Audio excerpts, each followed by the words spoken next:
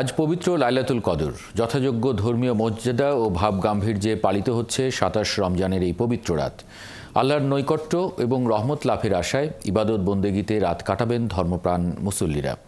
হাজার মাসের ইবাদতের চেয়েও এই রাতের ইবাদত উত্তম। পবিত্র রমজান মাসের এই রাতে পবিত্র আল কোরআন নাজিল হয়। এজন্য মহান আল্লাহ তাআলা লাইলাতুল কদরকে অনন্য মর্যাদা দিয়েছেন। এ রাতে আল্লাহর অশেষ রহমত ও নিয়ামত বর্ষিত হয়।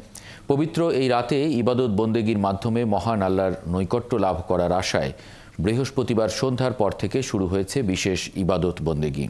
তাই মহান আল্লাহর প্রতি শুকরিয়া আদায়ে ধর্মপ্রাণ মুসল্লিরা মসজিদ সহ বাসা বাড়িতে ইবাদত বন্দেগীতে রাতভর মশগুল থাকবেন। এই রাতে মুসলমানরা নফল নামাজ আদায় করবেন, পবিত্র কোরআন তেলাওয়াত, জিকির আজকার, দোয়া, মিলাদ মাহফিল ও মোনাজাত করবেন।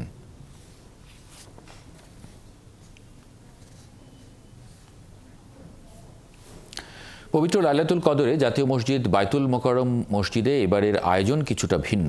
মসজিদের উত্তর ও দক্ষিণ গেটে নেই তেমন কোনো আলোকসজ্জা। সন্ধ্যার পর থেকে মুসল্লিরা আসতে শুরু করেছেন। পবিত্র লাইলাতুল কদর উদযাপন নিয়ে জাতীয় মসজিদ বায়তুল মোকাররম থেকে সরাসরি যুক্ত হচ্ছেন সহকর্মী নজরুল ইসলাম। নজরুল, পবিত্র শবে কদরে তারাবির নামাজ আদায়ের জন্য জাতীয় মসজিদ বায়তুল মোকাররমে মুসল্লিদের সমাগম আসলে কেমন দেখছেন?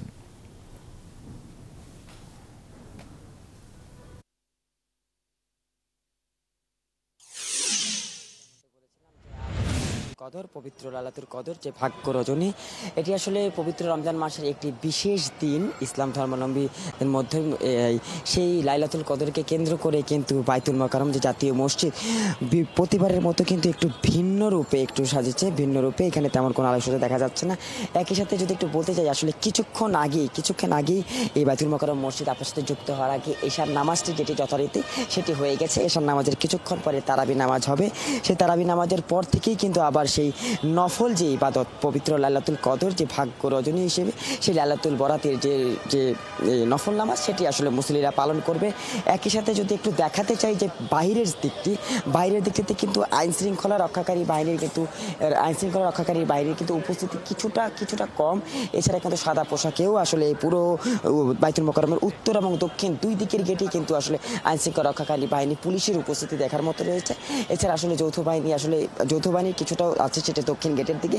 এছাড়া সাদা পোশাকেও আইন শৃঙ্খলা রক্ষাকারী বাহিনী রয়েছে এবং একই সাথে সময় বাড়ার সাথে সাথে যেহেতু একটু আগে ইফতার হয়ে গেছে, ইফতারের পরে মাগরিবের নামাজ হলো, মাগরিবের নামাজের পরে এখন এশার নামাজও শেষ হয়ে গেল।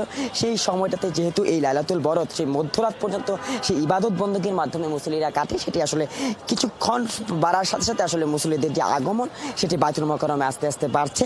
একই সাথে কিন্তু এর আগেও কিন্তু এশার নামাজের শুরুতেও কিন্তু এই পবিত্র লাইলাতুল বরাত নিয়ে যে বয়ান সেটি হুজুরের যে মিম্বর সেই মিম্বর থেকেও দেওয়া হয়েছে এবং ইসলামের যে বাণী, যে শান্তির বাণী, যে লাইলাতুল কদরের যে ভাগ্য রজনীর বাণী, এটিও আসলে সেই মিম্বর থেকে প্রচার করা হয়েছে। একই সাথে যদি বলে রাখি যে মুসল্লি যেহেতু আরেকটু বলে রাখি যে যেহেতু আজ সবচেয়ে ঈদের ছুটির শেষ কর্মদিবস, অফিস আদালত সবকিছু কিন্তু ছুটি হয়ে গেছে। তো সবকিছু মিলিয়ে মুসল্লিদের উপচে পড়া ভিড় আসলে তেমনটা নেই এই বায়তুল মোকাররম জাতীয় মসজিদে। একই সাথে একটু পরে ইসলাম যুক্ত হবার জন্য আমাদের সঙ্গে সহকর্মী নজরুল ইসলাম বলছিলেন জাতীয় মসজিদ বায়তুল মোকাররম থেকে।